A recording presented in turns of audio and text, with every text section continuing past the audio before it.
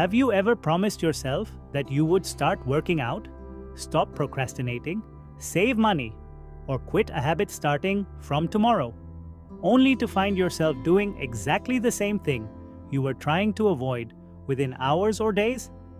That strange gap between what you know you should do and what you actually do is not a lack of intelligence or motivation.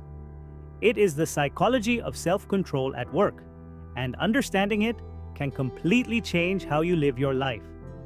Self-control is not a single magical trait that some people have and others don't. It is a mental system that constantly battles between instant gratification and long-term goals. Your brain is wired with two competing forces: the impulsive system, which seeks pleasure, comfort, and immediate reward, and the executive system, mainly governed by the prefrontal cortex, which plans, delays gratification, and thinks about future consequences. When you say, "I'll start tomorrow," your impulsive brain often wins in the present moment because it is emotionally louder and energetically cheaper than self-discipline, which requires mental effort. This is why willpower feels strong in the morning, but weak at night, or strong after motivation videos, but weak when you are tired, stressed, or distracted. Psychologists call this limited resource ego depletion, meaning your self-control can get exhausted just like a muscle after repeated use, which is why, after a long day of decisions, you are more likely to eat junk food, scroll endlessly, or avoid important tasks. But here is the powerful truth. Self-control is not just about resisting temptation. It is about designing your environment so that temptation has less power over you. Your brain responds more to cues than intentions, meaning what you see, hear, and keep around you shapes your behavior far more than your promises to yourself.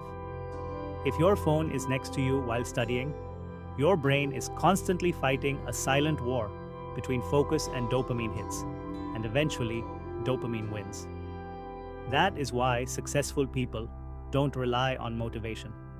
They rely on structure. They reduce choices, remove friction from good habits, and increase friction for bad ones. Another key psychological principle is delayed reward discounting, which means your brain naturally values immediate rewards much more than future rewards, even if the future reward is bigger. That is why eating a burger feels more rewarding now than having a healthy body months later. But self-control improves when you make the future feel more real. Visualization is a powerful tool here. When you vividly imagine the consequences of your actions, not just logically, but emotionally, your brain starts treating future outcomes as more important in the present. Another hidden factor is identity. Most people try to use self-control by saying, "I should do this," but the brain resists force. Instead, behavior changes faster when identity shifts from "I am trying to be disciplined" to "I am the kind of person who does this." For example, instead of saying "I'm trying to stop procrastinating," saying "I am someone who finishes tasks on time" changes how your brain filters decisions. Every action you take becomes a vote for the type of person you believe you are, and over time, identity becomes stronger than motivation. Stress is another silent killer of self-control. When your brain perceives stress, your amygdala becomes more active and your prefrontal cortex becomes less effective, which is why during emotional overwhelm, people relapse into habits they thought they had control over. That is not weakness. It is neuroscience. This is why techniques like deep breathing, short breaks, and sleep are not optional. They directly restore the brain systems responsible for control. Interestingly, research also shows that self-control is influenced by decision fatigue, meaning the more decisions you make in a day, the weaker your control becomes. That is why high performers often automate small decisions like what to wear, when to work, or what to eat, so they preserve mental energy for important tasks.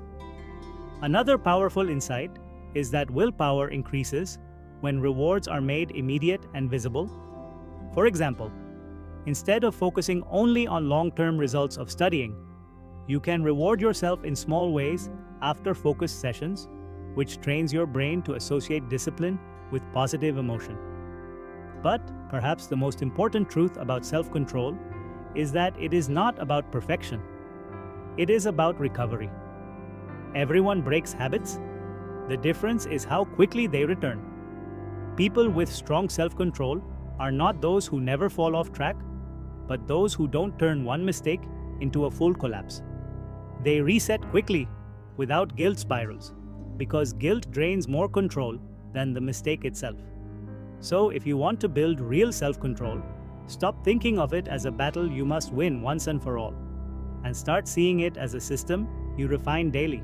Reduce triggers, design your environment, strengthen your identity, manage stress, and focus on quick recovery instead of perfection. Over time, you will realize self-control is not about fighting yourself. It is about understanding yourself deeply enough that you no longer need constant fighting. And if this video helped you understand the real psychology behind self-control, make sure you like the video and subscribe for more content like this.